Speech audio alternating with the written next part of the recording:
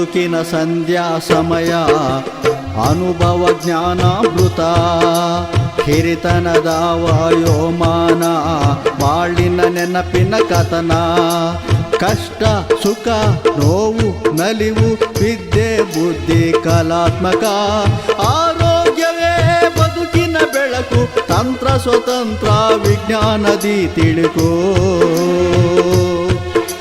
ಹಿರಿಯರಿಗಾಗಿ ಹಿರಿಯರಿಗೋಸ್ಕರ ಅನುಭವ ಕಾರ್ಯಕ್ರಮ ಅನುಭವ ಕಾರ್ಯಕ್ರಮ. ನಮಸ್ತೆ ಮ್ಯಾಮ್, ನಾನು ಶಮಂತ ಸಾರಥಿ ಜಲಕ್ಕೆ ಮಾತಾಡ್ತಾ ಇದ್ದೀನಿ. ನಾವು ನಮ್ಮ ಅನುಭವ ಹಿಂದಿನ ಸಂಚಿಕೆಯಲ್ಲಿ ಮಾತಾಡಿದ ಪ್ರಕಾರ ನಿಮ್ಮ ಪುಸ್ತಕ ಅಸ್ತಮಾನದ ಅಂಚಿನಲ್ಲಿಂದ ನಾವು ಶುರು ಮಾಡಿದ್ವಿ. ಆಮೇಲೆ ನೀವು ಯಾವ ರೀತಿ ಒಂದು ಓಲ್ಡ್ ಏಜ್ ಹೋಮ್ ಅಲ್ಲಿ ಇದ್ರಿ, ಒಂದು ಏನಿದು ರಿಟೈರ್ಮೆಂಟ್ ಹೋಮ್ ಅಲ್ಲಿ ಇದ್ರಿ, ಆ ಒಂದು ಎಕ್ಸ್ಪೀರಿಯನ್ಸ್ ಈ ಪುಸ್ತಕ ಅಸ್ತಮಾನದ ಅಂಚಿನಲ್ಲಿ ಬರೆಯೋದಿಕ್ಕೆ ಸಾಧ್ಯ ಆಯ್ತು ಅಂತ ತಿಳಿಸ್ಕೊಟ್ರಿ. ನಿಮ್ಗೆ ಗೊತ್ತಿರೋ ಹಾಗೆ ಮಾಧುರಿ ಕೃಷ್ಣ ಮೇಡಮ್ ಈ ಒಂದು ಕಾರ್ಯಕ್ರಮನ ನಾವು ವಿಜ್ಞಾನ ಪ್ರಸಾರ ಅಡಿನಲ್ಲಿ ಅನುಭವ ಅನ್ನೋ ಒಂದು ಹೆಸರಿನಲ್ಲಿ ಮಾಡ್ತಾ ಇರುವಂತಹ ಕಾರ್ಯಕ್ರಮ ಇದು. ಈ ಕಾರ್ಯಕ್ರಮ ಸೀನಿಯರ್ ಸಿಟಿಸನ್ಸ್ಗೆ ಅಂತಾನೆ ಇಟ್ಕೊಂಡಿರುವಂತಹ ಕಾರ್ಯಕ್ರಮ.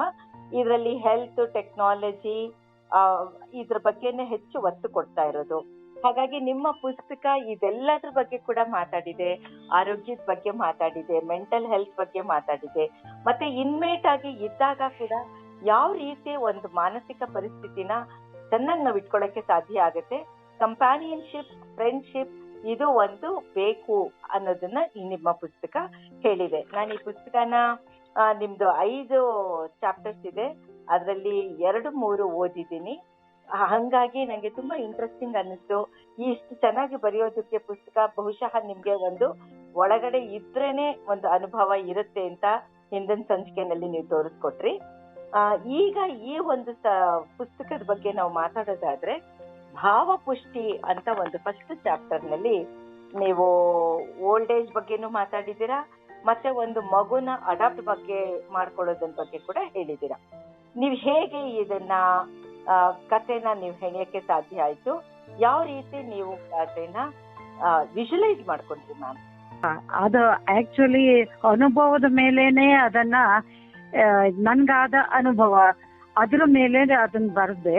ಆಮೇಲೆ ಆ ಮಗುವಿನ ಕತೆ ಮಾತ್ರ ನಾನು ಕತೆಗೊಂದು ಚೌಕಟ್ಟು ಕೊಡ್ಬೇಕಲ್ಲ, ಅದಕ್ಕೆ ಆ ರೀತಿಯಲ್ಲಿ ಬರಿಬೇಕಾಯ್ತು. ಒಂದು ಮಗು ಸಿಕ್ಕಿತ್ತು ಅವರಿಗೆ, ಲಾಯರ್ ದಂಪತಿಗಳಿಗೆ ಅಂತ. ಮಗು ಅವ್ರು ಅದನ್ನ ಬೆಳೆಸಿದ್ರು ಅಂತ ಕೊಡ್ಬೇಕಾಯ್ತು. ಯಾಕೆಂದ್ರೆ ಒಂದು ಸ್ವಲ್ಪ ಬ್ಯಾಕ್ ಗ್ರೌಂಡ್ ಕೊಡದಿದ್ರೆ ತೀರಾ ಒಂದು ಕತೆ ಸ್ಟಾರ್ಟ್ ಮಾಡ್ಲಿಕ್ಕೆ ಆಗಲ್ಲ ಅಂತ. ಬಟ್ ಆ ಮೊದಲ ಎಕ್ಸ್ಪೀರಿಯನ್ಸ್ ಇದೆಯಲ್ಲ, ಅದು ಸ್ವತಃ ಅನುಭವಿಸಿದ್ದು, ಕಿವಿಯಾರ ಕೇಳಿದ ಎಕ್ಸ್ಪೀರಿಯನ್ಸ್ ಅದು.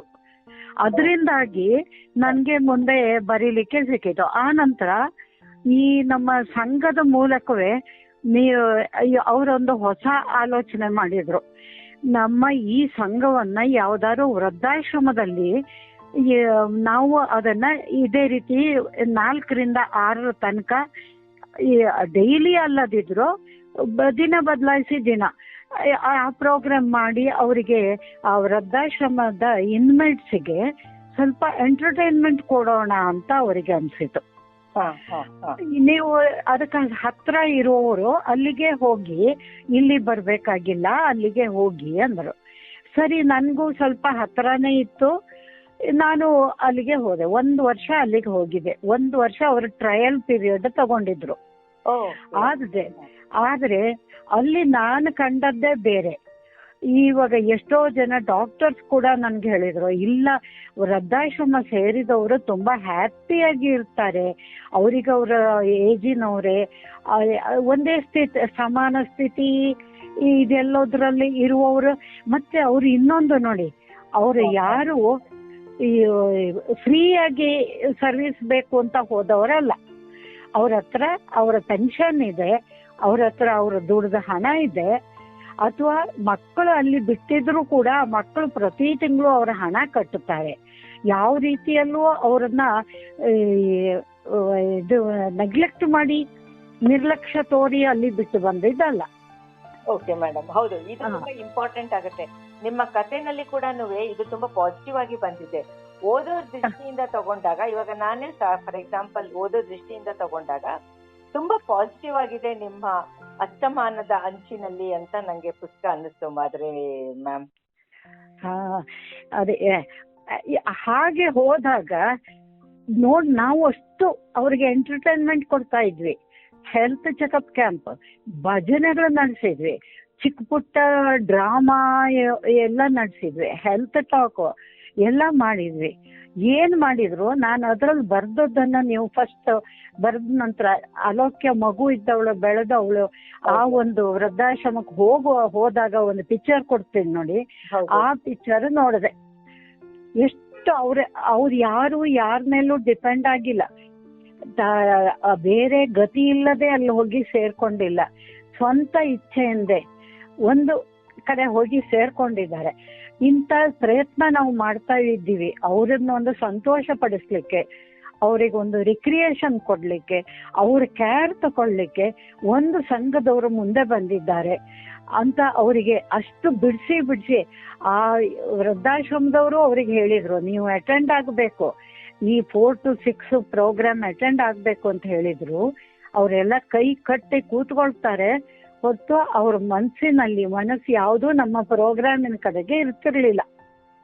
ಅದ್ರಲ್ಲಿ ಎಕ್ಸ್ಪ್ಲೈನ್ ಮಾಡಿದ್ದೀನಿ ನೋಡಿ, ಎಷ್ಟು ಅವರಿಗೆ ಬೇಸರ ಆಗತ್ತೆ. ನೀವು ಇದು ಒಂದು ತುಂಬಾ ಪಾಸಿಟಿವ್ ಫೇಸ್ ನ ನೀವು ಹೇಳ್ತಾ ಇದ್ದೀರಾ. ಅಂದ್ರೆ ಎಲ್ಲವೂ ಪಾಸಿಟಿವ್ ಫೇಸ್ ನ ನೀವು ಹೇಳ್ತಾ ಇದ್ದೀರಾ.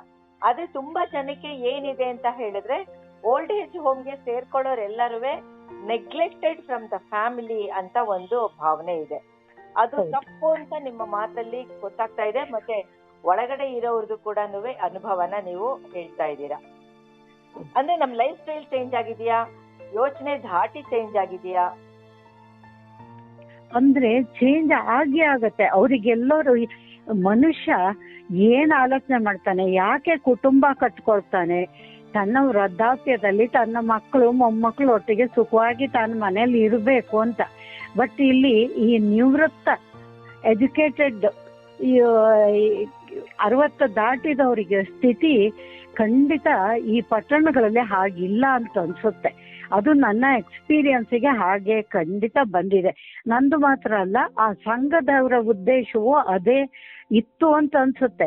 ನೀವು ಉಳಿದ ಮೆಂಬರ್ಸ್ ಕೇಳಿದ್ರೆ ಅವ್ರು ಈ ಭಾವನೆ ನಿಮ್ಗೆ ಕೊಡ್ತಾರೋ ಇಲ್ವೋ, ಬಟ್ ನನ್ನ ಕಣ್ಣಿಗೆ ಮಾತ್ರ ಅವರದ ಒಳಗಿನ ದುಃಖ ಎಷ್ಟಿದ್ರು ನಾವು ನಮ್ಮ ಮನೇಲಿ ಇದ್ದಿದ್ರೆ ಎಷ್ಟು ಸಂತೋಷವಾಗಿರ್ತಿದ್ವಿ, ನಮ್ಮ ಮಕ್ಕಳಿಗೆ ಟೈಮ್ ಇಲ್ದಿದ್ರು ಮೊಮ್ಮಕ್ಕಳು ನೋಡ್ಕೊಂಡಿರ್ತಿದ್ವಿ ಅನ್ನೋ ಒಂದು ಇದೆ ನೋಡಿ.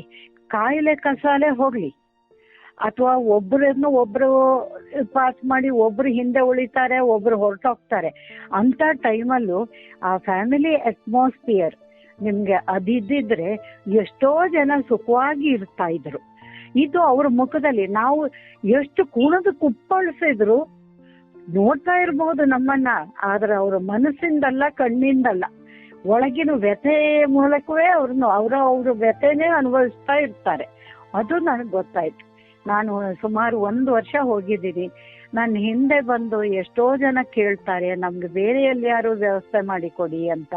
ನಮ್ಗೆ ಅದೆಲ್ಲ ಆಗುತ್ತಾ? ಅವ್ರ ಮಕ್ಕಳು ತಂದು ಬಿಟ್ಟವ್ರು, ನಾವು ಅವರಿಗೆ ಸಾಂತ್ವನ ಹೇಳ್ಬೋದು, ಸಮಾಧಾನ ಹೇಳ್ಬೋದು. ಆದ್ರೆ ಆ ಮನಸ್ಸಿನ ಒಳಗಿನ ದುಃಖಕ್ಕೆ ಅವರು ಒಂದು ಕುಟುಂಬದಲ್ಲಿ ಇದ್ರೆ ಮಾತ್ರ ಸಾಧ್ಯ ಅಂತ ಅನ್ಸುತ್ತೆ. ಓಕೆ ಮೇಡಮ್, ಇನ್ನು ಪುಸ್ತಕಕ್ಕೆ ವಾಪಸ್ ಬಂತು ಅಂತ ಹೇಳಿದ್ರೆ, ನಿಮ್ಮ ಪುಸ್ತಕನ ವೊಕ್ಯಾಬ್ಯುಲರಿ ಟೆಕ್ನಾಲಜೀಸ್ ನವರು ಪಬ್ಲಿಷ್ ಮಾಡಿದ್ದಾರೆ.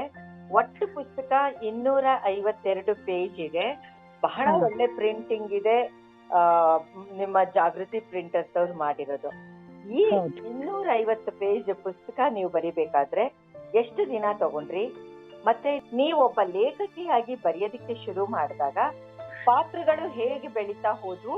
ನೀವು ಅದನ್ನ ಹೇಗೆ ನರಿಶ್ ಮಾಡಿದ್ರಿ, ಪೋಷಿಸ್ತಾ ಹೋದ್ರಿ ಪಾತ್ರಗಳನ್ನ?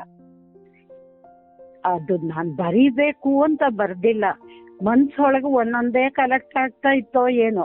ಕೊನೆಗೆ ಆ ಡ್ರಾಮಾ ನಾ ಹೇಳಿದ್ನಲ್ಲ, ಒಂದು ನಾಟಕ ಮಾಡಿಸಿದೆ 45 ನಿಮಿಷದಂತ. ಅದು ಮಾಡಿದ ಮೇಲೆ ಅದನ್ನ ನೋಡ್ಕೊಂಡು ನನಗೆ ಯಾಕೆ ಬರಿಬಾರ್ದು ಅಂತ ಅನ್ಸಿತ್ತು. ಅದಕ್ಕೆ ನಾನು ಬರೆಯೋಕೆ ಶುರು ಮಾಡಿದೆ. ಒಂದೊಂದನ್ನೇ ಬರೆದು ಇಟ್ಟೆ. ಆಮೇಲೆ ಅದನ್ನು ಕಾದಂಬರಿಯಾಗಿ ಮಾಡ್ಲಾ, ಹೀಗೆ ಬಿಡಿ ಕಥೆಗಳಾಗಿ, ನಂದು ಕೆಲವು ಅಂತ ಬಿಡಿ ಕಥೆಗಳು ಕೆಲವು ಪಬ್ಲಿಷ್ ಆಗಿವೆ ಕೆಲವು ಪತ್ರಿಕೆಗಳಲ್ಲಿ. ಅದು ಪಬ್ಲಿಷ್ ಆಯ್ತು. ಅದಾದ ನಂತರ ಕೊನೆಗೆ ಹೀಗೆ ಯಾರೋ ಸಜೆಸ್ಟ್ ಮಾಡಿದ್ರು, ಇಲ್ಲ ನೀವು ಕಾದಂಬರಿಯಾಗಿ ಒಬ್ಬಳದ್ದೇ ಇದು ತಗೊಂಡ್ ಮಾಡಿದ್ರೆ ಚೆನ್ನಾಗಿರುತ್ತೆ ಅಂತಂದ್ರು. ಅದಕ್ಕೆ ಒಬ್ಬಳೇ ಲೇಡಿ ಅಲೋಕಿಯನ್ನ ತಗೊಂಡು ಅವಳ ಕಣ್ಣಿನ ಮೂಲಕ ಇದನ್ನೆಲ್ಲ ಜೋಡಿಸೋ ಪ್ರಯತ್ನ ಮಾಡಿದೆ ಅಷ್ಟೇ. ಓಕೆ ಮ್ಯಾಮ್, ಇವಾಗ ನೀವೇ ಹೇಳ್ತಾ ಇದ್ರಿ 60-70 ಈ ತರ ಒಂದು ಏಜ್ ಸ್ಪ್ಯಾನ್ ಜಾಸ್ತಿ ಆದಂಗೆ ಆದ ಹಾಗೆ, ಮತ್ತೆ ಬೋತ್ ಫಿಸಿಕಲ್ ಹೆಲ್ತ್ ಆಗ್ಲಿ ಮೆಂಟಲ್ ಹೆಲ್ತ್ ಆಗ್ಲಿ ಸ್ವಲ್ಪ ವೀಕ್ ಆಗುತ್ತೆ ಅಂತ. ನೀವು ಈ ಕಾದಂಬರಿ ಬರೆಯೋದಿಕ್ಕೆ ಎಷ್ಟು ದಿನ ತಗೊಂಡ್ರಿ, ಎಷ್ಟು ಸಮಯ ತಗೊಂಡ್ರಿ? ನಾನು ಬರೆಯೋಕೆ ಬೇಗ ಬರ್ದೆ, ಆದ್ರೆ ನನ್ಗೆ ಬೇಗ ಯಾರು ಒಂದು ತಿಂಗಳಲ್ಲಿ ಬರದ್ರ ಅಥವಾ ಒಂದು ಕೆಲವು ದಿನಗಳ? ಒಂದು 2-3 ತಿಂಗಳು ಮಧ್ಯೆ ಕೆಲವುದು ಆನಂತರ ಬಂದ ಎಕ್ಸ್ಪೀರಿಯನ್ಸ್ಗಳು ಇದೆ. ನಾನು ಇದು ಬರ್ದಿದ್ರೆ ಒಂದು 400-500 ಪೇಜ್ ಆಗ್ಬೋದಿತ್ತು.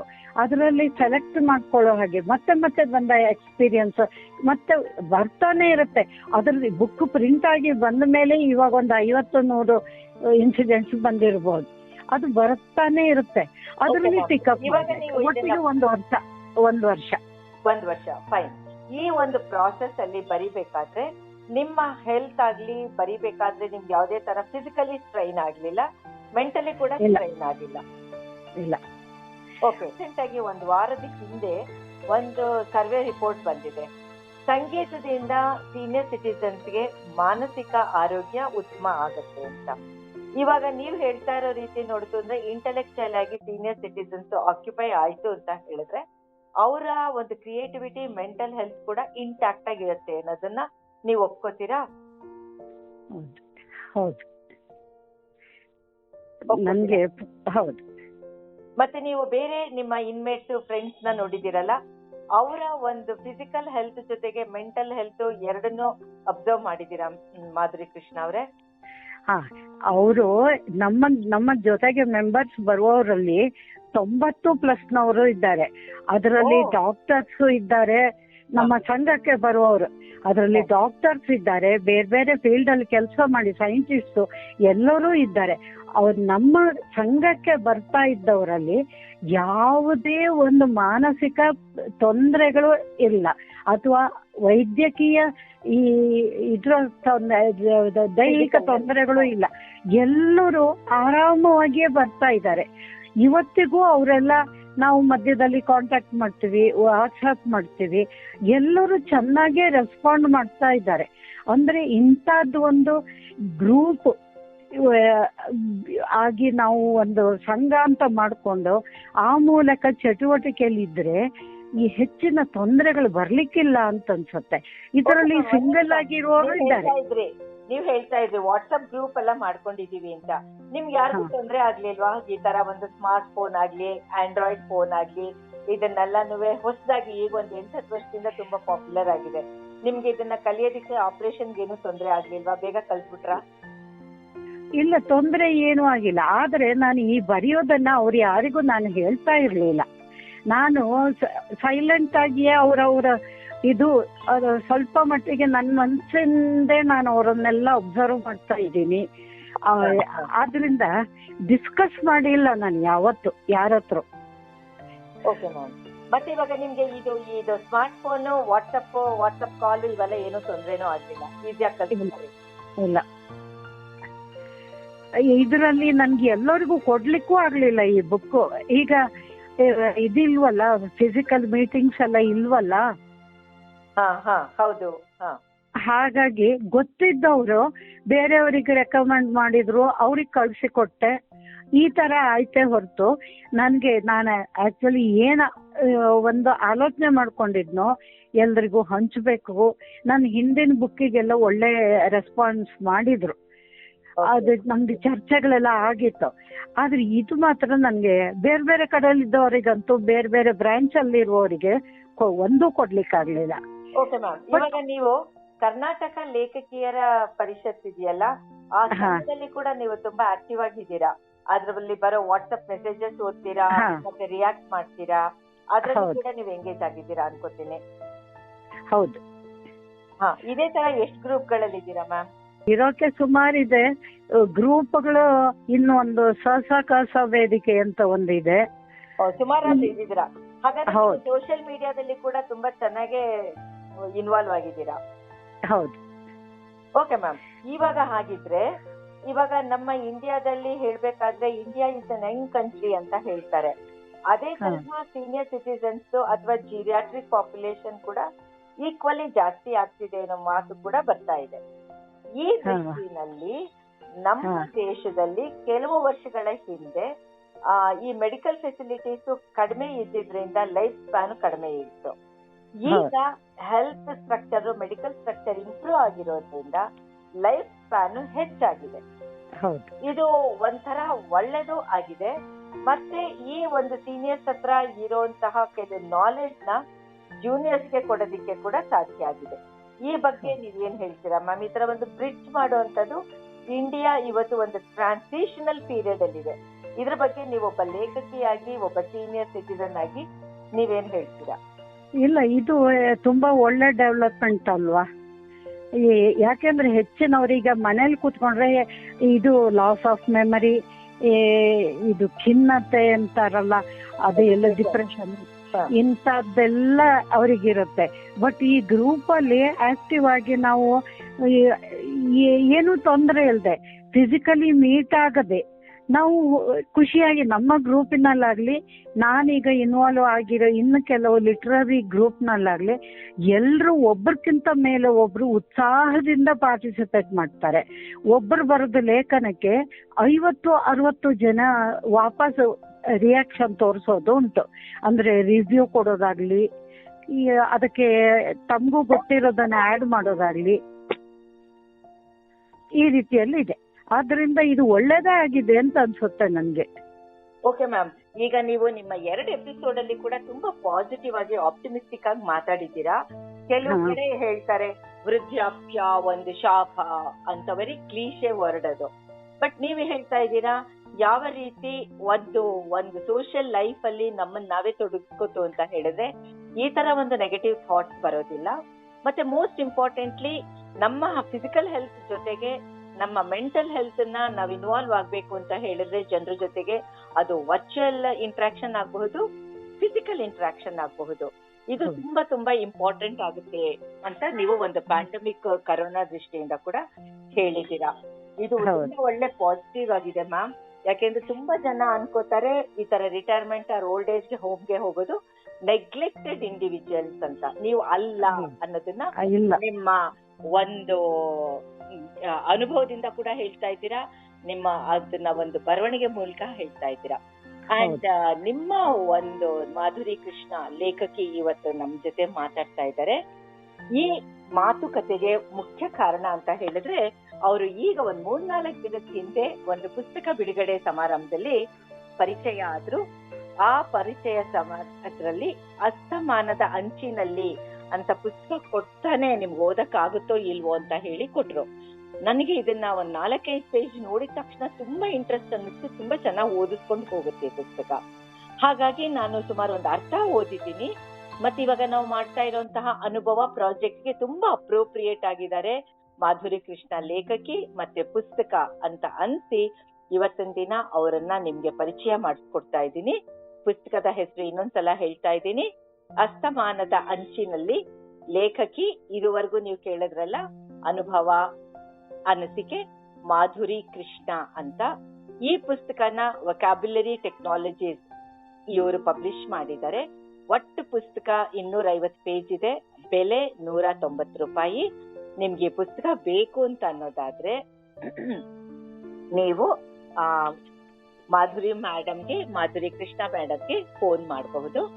ಅವರ ಸೆಲ್ ಫೋನ್ ನಂಬರ್ 9666369584.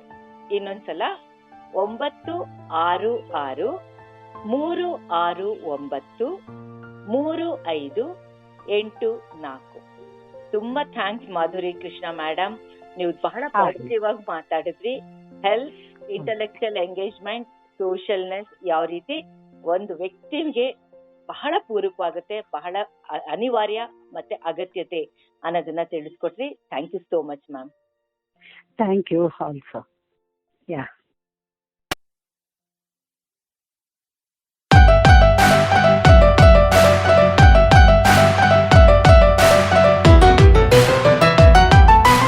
ಇದುವೇ ನಮ್ಮ FM 90.4 FM ಸಾರಥಿ ಜಲಕ್ ಸಾರಥಿ ಜಲಕ್. ಇದುವೇ ನಮ್ಮ FM ಜ್ಞಾನ ನೀಡೋ FM.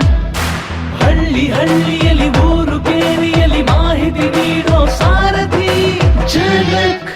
ಜನಪದ ಸೇವೆಯ ಸಂಸ್ಕೃತಿ ಎಂದು ಹಾಡುತ್ತಿರುವ ಸಾರಥಿ ಜಲಕ್. ಸಾರಥಿ